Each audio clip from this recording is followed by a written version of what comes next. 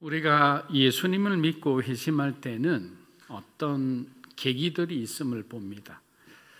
정서적으로 건강한 영성이란 책의 저자인 이 피터 스카지로 목사님은 그동안 예수님을 만날 기회가 많았었지만 계속 부인하고 소위 말하는 반항적인 행동을 하다가 결국 대학교 찬양 집회에서 예수님을 인격적으로 만나게 됩니다.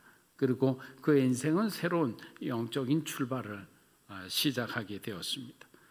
그러나 수차례 반복적인 회심도 있은 뒤에 사실 확신을 갖게 되는 거죠. 한 번 딱 예수 믿었다고 변함없이 끝까지 그때 그 뜨거운 열정과 그 감동을 가지고 살아가는 사람은 없기 때문입니다. 오르락 내리락 해도 그때마다 하나님을 찾을 때 신실하신 하나님은 우리를 만나 주시기 때문입니다. 반면 그의 아버지는 나중에 예수님을 영접하였지만 예수님을 모르는 상황에서 아들이 종교에 빠져서 저렇게 열심히 믿는 모습을 보고 결국 상처만 받는 거예요. 여러분, 예수 믿지 않으면 우리 눈에 보이는 것은 여러분의 상처와 아픔밖에는 없습니다. 그러나 예수님을 우리가 믿게 되면 우리의 상처와 아픔이 치유된 것을 보게 되는 거예요. 그렇기 때문에 그리스도 안에 있는 사람과 그리스도 밖에 있는 사람은 영적으로도 전혀 다를 뿐만 아니라 삶의 질이 달라지는 겁니다. 그 상처와 아픔에 빠진 아버지가 회복하는데 아주 오랜 시간이 걸렸다고 그는 기록하고 있습니다. 우리가 믿음을 논할 때 애써 무시하는 부분이 바로 우리들의 정서적인 부분입니다. 정서의 사전적 의미를 한번 찾아보았습니다. 사람의 마음에 일어나는 여러 가지 감정 또는 감정을 일으키는 기분이나 분위기, 이렇게 표현되어 있었습니다. 즉 정서는 사람이 태어나면서부터 오랜 시간 동안 습득하고 경험한 것들이 다 담겨져 있는 거예요. 그러니까 사람마다 다 정서가 다른 거죠. 왜? 태어나서 자라온 그 환경과 배경이 다 다르기 때문이에요. 그래서 우리가 사람을 이해하기 어려운 부분이 있는 것은 어떤 부분에 대해서 어떤 사람은 굉장히 무난하게 넘어가는데 어떤 사람은 굉장히 예민한 거죠. 그것을 아파하는 거예요. 왜냐하면 그 정서 안에 숨어있는 그 과거의 상처가 그 어떤 현상과 만났을 때 그것이 기억이 떠오르면서 자신의 어떤 영혼의 아픔을 주는 것입니다. 그래서 정서라는 것을 배제하고 우리가 어떤 사람을 정의하는 것은 상당히 힘듭니다.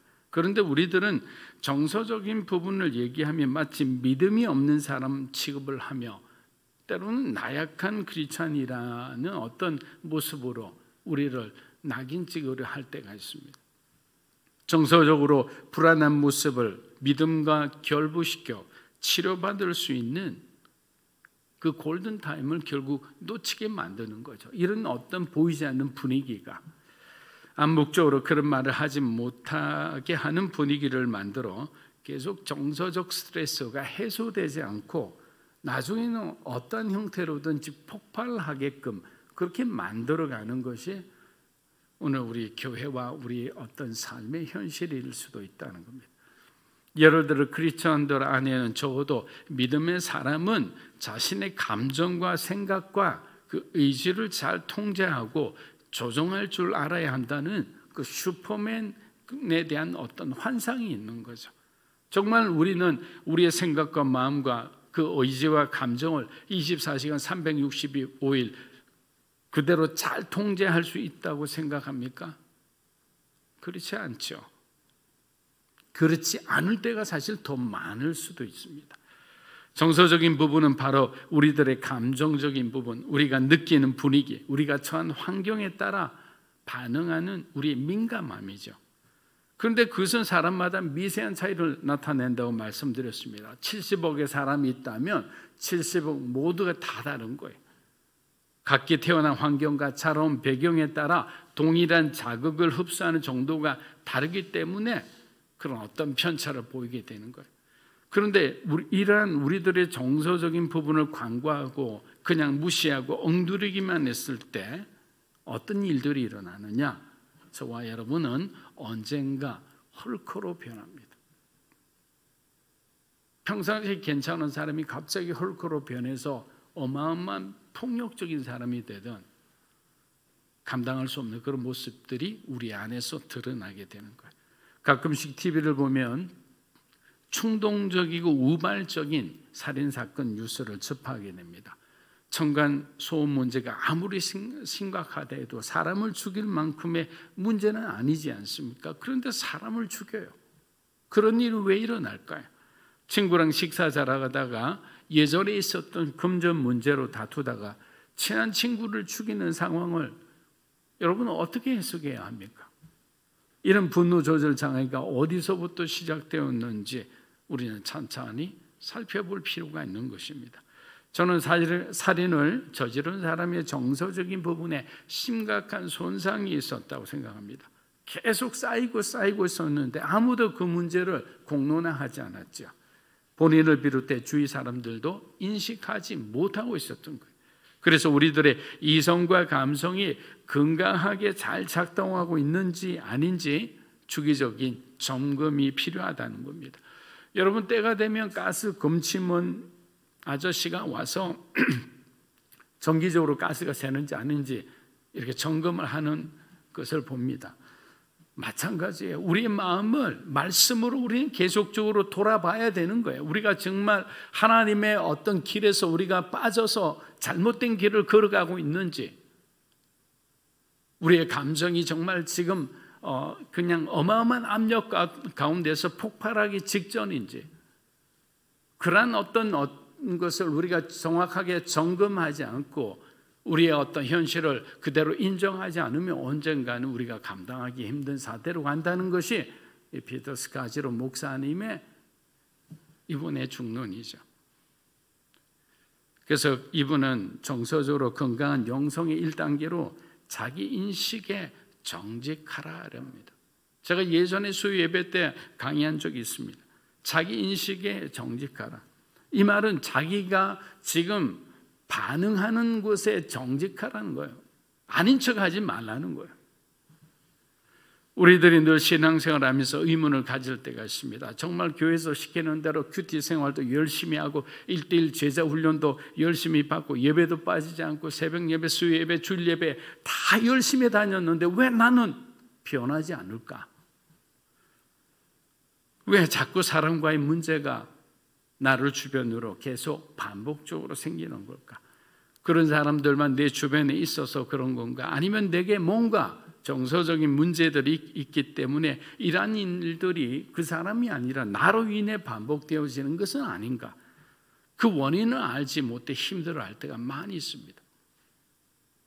그의 책에 따르면 결국 건강한 지성과 영성과 감정의 토대 위에 세워지지 않은 우리들의 행동은 항상 불완전할 수밖에 없다라는 거예요.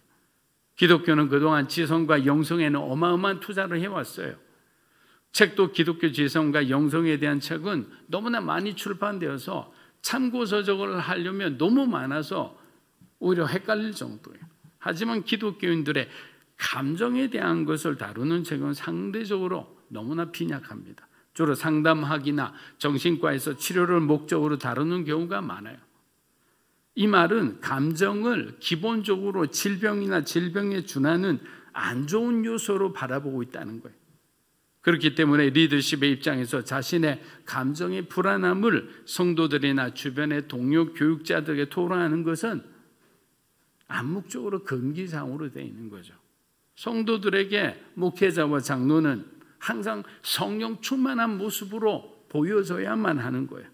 그래야 성도들이 목회자를 보고 힘을 얻지, 목회자가 힘이 들어 보이면 양들이 흩어진다라는 그런 금정되지도 않는 그런 가설을 퍼뜨리고 다니는 겁니다. 그래서 시름시름 앓다가 정신적으로, 육체적으로, 정서적으로 병든 교육자들이 교회를 떠나는 경우도 실제 있습니다.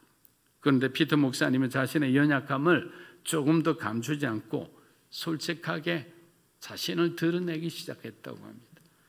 기분이 안 좋은 데는 안 좋은데도 좋은 척하고 불편한 부분들이 있음에도 말도 못하고 꾹 참고 이제 자기가 모든 사역을 마치고 퇴근할 때 갑자기 상담하지 않은 사람에게 목회자가 그걸 어떻게 거절할까 해서 계속 거절하지 않았더니 자신의 어떤 가정의 문제나 어떤 자신의 체력의 문제 모든 것이 다 엉키더랍니다. 그래서 자기가 정했다는 거죠.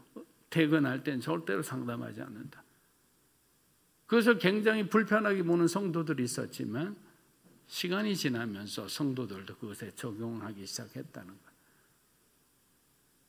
여러분, 이거는 목회자를 비유했지만 여러분이 직장 가운데서도 마찬가지일 겁니다. 여러분이 상사하고도 그런 관계 안에서 불편함을 여러분들이 함부로 말하지 못하는 그런 어떤 관계에서 어려움을 당할 때도 있을 겁니다. 지혜롭게 정직해야 되죠. 정직해라고 그냥 있는 감정을 그냥 그대로 직진해서는 안 되죠. 그럼 또 다른 문제가 일어나죠. 지혜롭게 정직해야 합니다.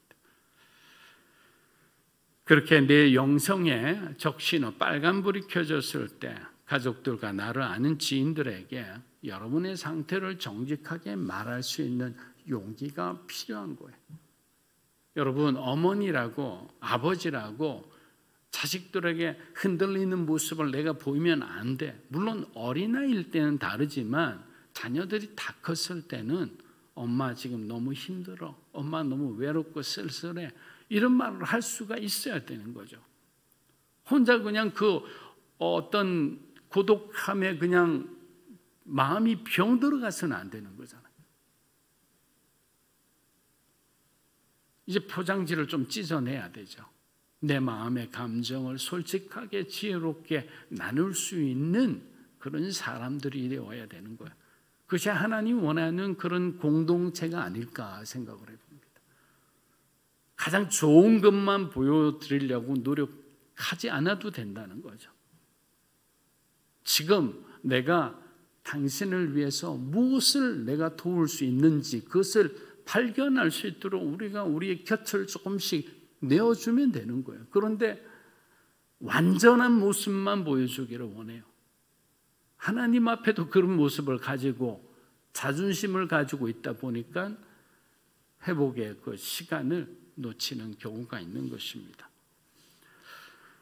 사랑하는 여러분, 이스라엘 백성들이 2년 반이면 충분히 들어갈 수 있었던 약속의 땅을 앞두고 광야를 계속 맴돌아야만 했던 이유는 무엇일까요? 힘들고 견디기 힘든 광야 생활의 외부적 환경 때문이었을까요? 아니면 40년간 먹부로 있으면서 무기력해진 모세의 부족한 리더십의 문제 때문일까요? 이스라엘이 광야에서 40년이라는 시간을 보내게 된 가장 큰 원인은 바로 그들의 미혹된 마음이었어요. 미혹된 마음이 생기니까 하나님을 향해 불순종하게 되는 거예요. 결국 불순종이라는 것이 겉으로 나온 어떤 그들의 죄였지만 사실 불순종으로 가기 전까지 그들의 마음이 타락하기 시작했다는 거예요. 그들의 마음이 변질되기 시작했다는 거예요. 마음이 변질되고 마음이 달라지니까 하나님의 뜻보다는 내 뜻, 내가 하기 원하는 것, 그 길을 주장하기 시작하니까 결국 하나님 앞에 죄를 짓게 되는 거예요.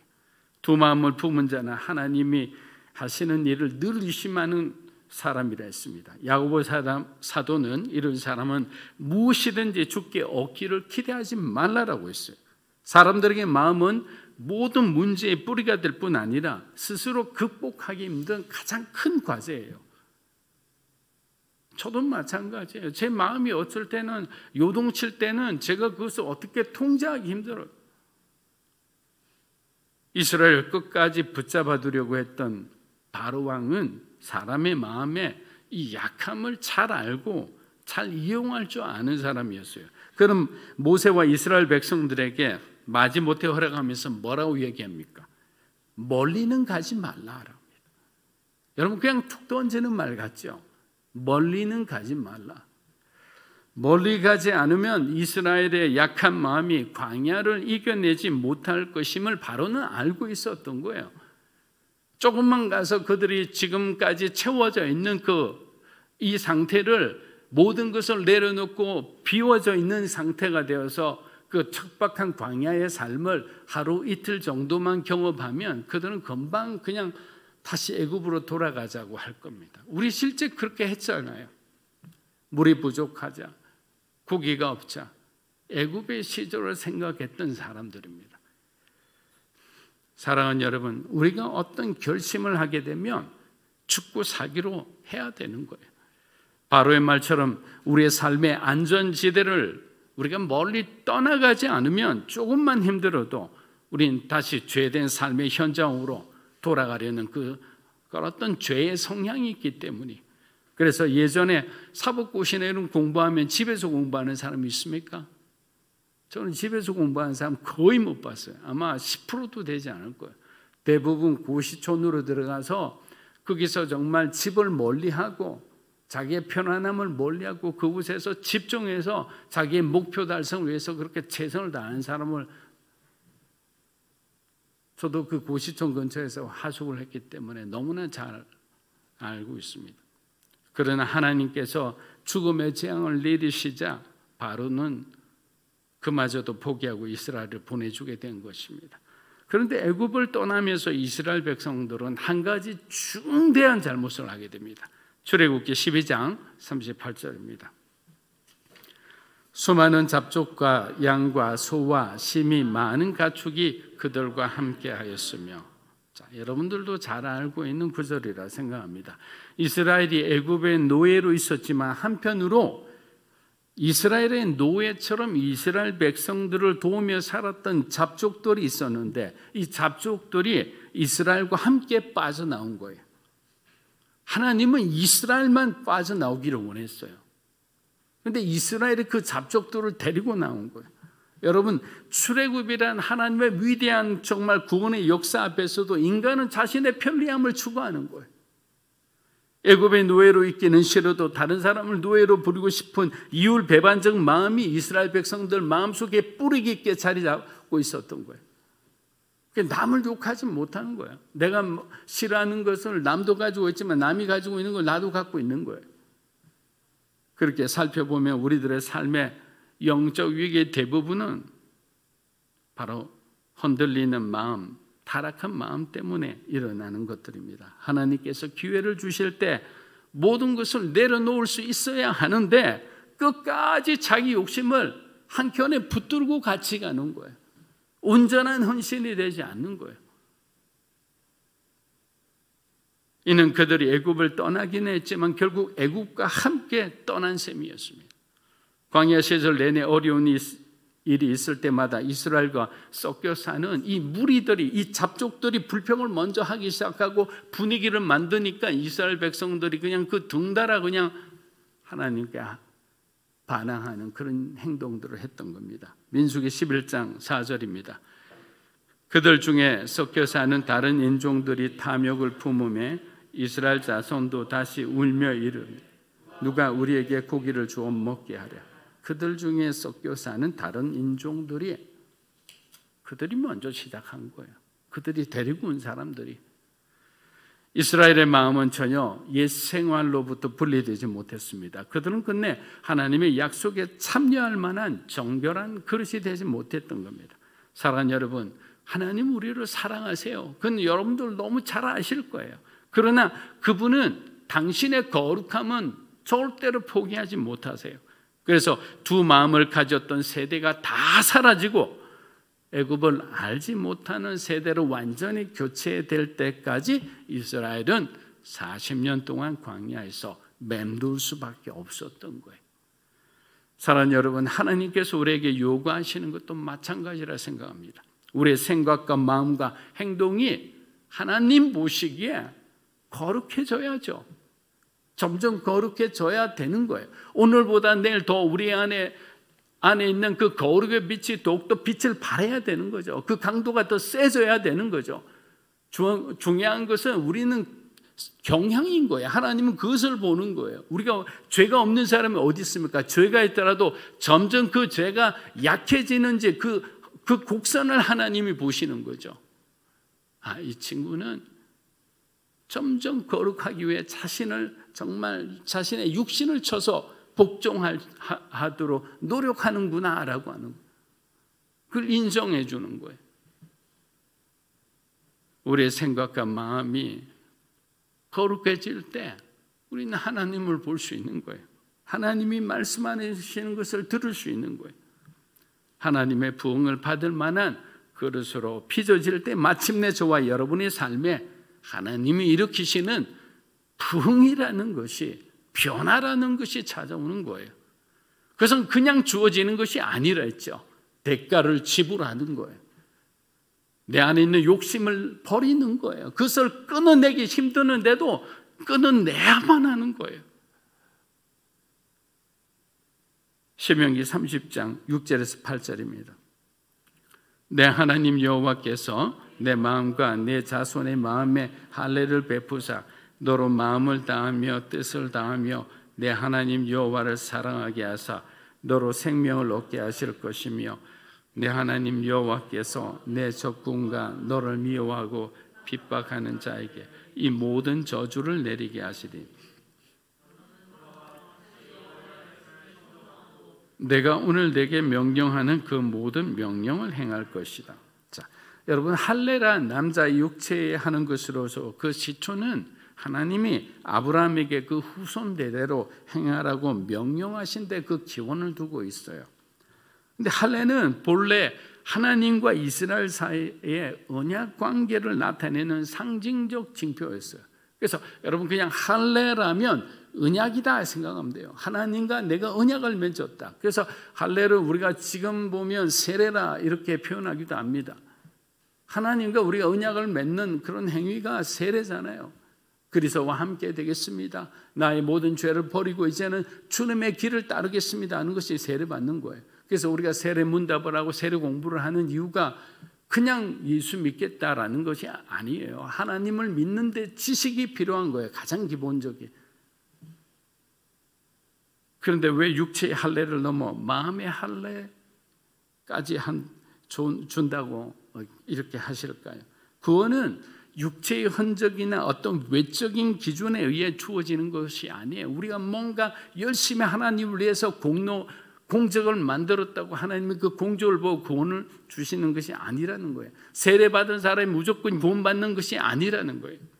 육체의 할례를 했다고 구원받는 것이 아니라 마음의 할례, 즉 하나님이 기뻐하시지 않는 이 죄된 삶으로부터 돌이켜서 새로운 마음으로 주님의 길을 믿음으로 걸어가는 사람들이 구원을 받는다라는 것이죠.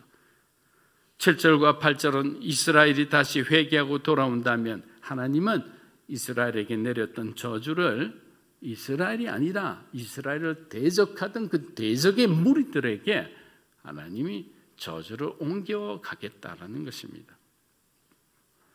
살다 보면 악한 세력들이 오히려 왕성하게 활동하며 우리의 신앙과 생활을 위협하며 우리를 괴롭게 하기도 합니다. 그때마다 우리는 왜 하나님은 저렇게 악한 자들을 그냥 방치하시는지, 침묵하시는 하나님에 대해 불편한 마음을 가질 때가 있는 거예요.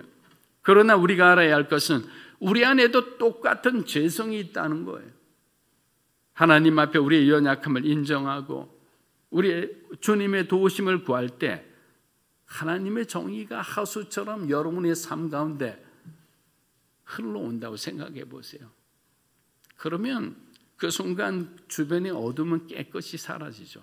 그래서 여러분 그럴 때마다 에스겔서 47장을 한번 읽어보세요. 굉장히 놀라워요. 그리고 그 47장 읽을 때마다 굉장히 어떤 마음 가운데 새로운 어떤 역동하는 그 생명력을 느껴요. 왜? 하나님의 성령의 강이 흘러가는 곳마다 모든 것이 살아난다고 했잖아요. 그리스도인들이 흘러가는 곳마다, 믿음으로 사는 교회 성도 여러분들이 흘러가는 곳마다 직장이든 사업터든 만나는 모든 사람이 살아나는 놀라운 역사가 있기를 주의 이름으로 축복합니다. 중세 유럽에는 많은 수도원들이 번성하였습니다. 수도사들은 세상의 모든 유혹을 떠나 오직 그리스도 안에서 영적인 온전함을 위해 정진하고자 떨어진 그 수도원에 수도사로 서원해서 글로 갔어요. 그러나 얼마지 않아 그들은 그곳에도 교만과 시기와 탐욕과 정욕과 게으름과 같은 죄들이 그곳에도 있다는 것을 느꼈어요. 그곳에 있는 그 사람들의 마음속에, 자기 마음속에 있다는 것을 발견하고 얼마나 실망했겠습니까? 장소의 문제가 아니라 인간의 마음이 쉽게 부패한다는 사실을 그들은 몰랐던 것입니다. 예수님은 인간의 부패한 마음에 대해 이렇게 말씀하셨습니다. 마태복음 7장 21에서 23절입니다. 속에서 곧 사람의 마음에서 나오는 것은 악한 생각, 곧 음란과 도둑질과 살인과 간음과 탐욕과 악독과 속임과 음탕과 질투와 비방과 교만과 우매함이니 이 모든 악한 것이 다 속에서 나와서 사람을 더럽게 하니. 예수를 믿고 거듭난 사람이라 할지라도 우리의 옛 성품의 문제를, 눈에 드러난 나쁜 그 한 죄를 저지르는 그 부분만 이렇게 막 우리가 깨끗이 씻는다고 해결할 수 없다는 거예요. 여러분, 한 가지 쉬운 예를 드릴게요. 엔진 문제로 자동차가 가다가 서다가 이런 반복한다고 생각해 보세요. 그래서 엔진을 뽑아서 엔진의 그 녹슨 그 부분을 계속 닦아내요. 그래서 깨끗하게 만들어서 다시 집어넣었어요. 자동차가 가겠어요? 가지는 않죠. 고장난 엔진을 바꿔야죠. 부패한 타락한 우리 마음을 하나님 앞에 회개하고 하나님이 새 마음을 달라고 우리가 그렇게 기도했을 때 우리 인생의 새 엔진이 삶의 어떤 원동력이 되는 것이죠. 그런데 계속 그때마다 우리가 회개한다고 진정으로 변화된 삶을, 승리하는 삶을 살아갈 수 있는가? 불가능하다라는 것이죠. 에스겔서 36장 26에서 27절입니다. 또 새 영을 너희 속에 두고 새 마음을 너희에게 주되 너희 육신에서 굳은 마음을 제거하고 부드러운 마음을 줄 것이며 또 내 영을 너희 속에 두어 너희로 내 율례를 행하게 하리니 너희가 내 규례를 지켜 행할지라. 새 이스라엘에게 주시겠다고 약속하신 것이 바로 새 마음이에요. 새 마음.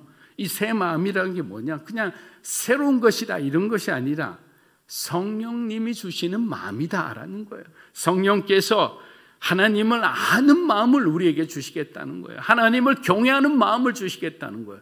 이것은 우리 스스로 자발적으로 우리 마음속에서 생기는 것이 아니라 위로부터 오는 거예요. 성령 하나님 우리 마음에 그냥 집어넣어 주시는 거예요. 그렇기 때문에 헬라어나 히브리어로 보면 이 단어 자체가 놀라운 거죠. 위로부터 내려와 우리 마음속에 성령님이 직접 집어넣어 주시는 그 마음이 새 마음이고 그 새 마음은 하나님을 경외하는 마음이고 하나님의 말씀에 청종할 수 있는 그러한 마음이라는 거예요. 그 마음이 우리 마음속에 지금 있느냐 없느냐가 사실 중요한 것이죠. 하나님께서 우리 교인들에게, 여러분에게 그 새 마음을 충만하게 주시기를 주의 이름으로 축복합니다. 우리는 그 마음을 붙들고 살아가는 거예요. 하나님의 아들이신 예수님이 이 땅에 우리의 죄를 용서하기 위해 오셨다는 그 소식을 들었을 때 얼마나 많은 영혼들이 기뻐했을까요?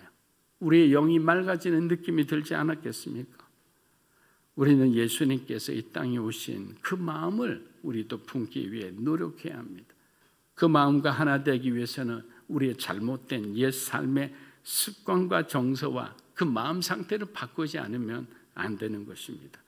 사랑하는 여러분, 영적 전쟁은 생각의 전쟁이요 마음의 전쟁입니다. 사단은 지성소이며 생명의 근원이 되는 마음을 흠집내므로 하나님의 생명이 우리 가운데 흐르지 못하게 하는 거예요. 그 마음만 뺐으면 생명이 흐르지 못하니까 그 사람은 그냥 죽어가는 거예요.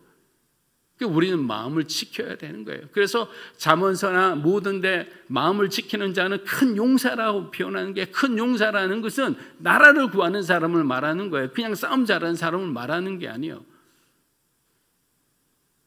그러니까 자기 마음을 지킬 수 있는 사람은 나라를 구하는 사람하고 똑같다는 거예요. 그만큼 마음이라는 게 중요하다. 왜? 생명이니까.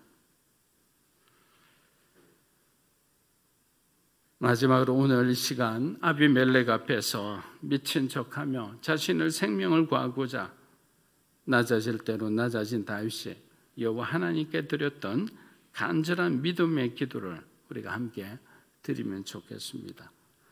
하나님의 마음에 합한 자라는 칭찬을 들은 다윗도 그 마음이 완악해진 시기가 있었던 연약한 사람이었기 때문입니다. 시편 34편 우리 15절에서 20절 읽으면서 오늘 말씀을 마무리하겠습니다. 여호와의 눈은 의인을 향하시고 그의 귀는 그들의 부르짖음에 기울이시는도다. 여호와의 얼굴은 악을 행하는 자를 향하사 그들의 자취를 땅에서 끊으려 하시는도다. 의인이 부르짖음에 여호와께서 들으시고 그들의 모든 환난에서 건지셨도다. 여호와는 마음이 상한 자를 가까이 하시고 충심으로 통회하는 자를 구원하시는도다. 의인은 고난이 많으나 여호와께서 그의 모든 고난에서 건지시는도다. 그의 모든 뼈를 보호하시며 그 중에서 하나도 꺾이지 않는다. 아멘. 예수님께서 우리의 상한 마음을 치료하시고 회복해 주시리라 믿습니다.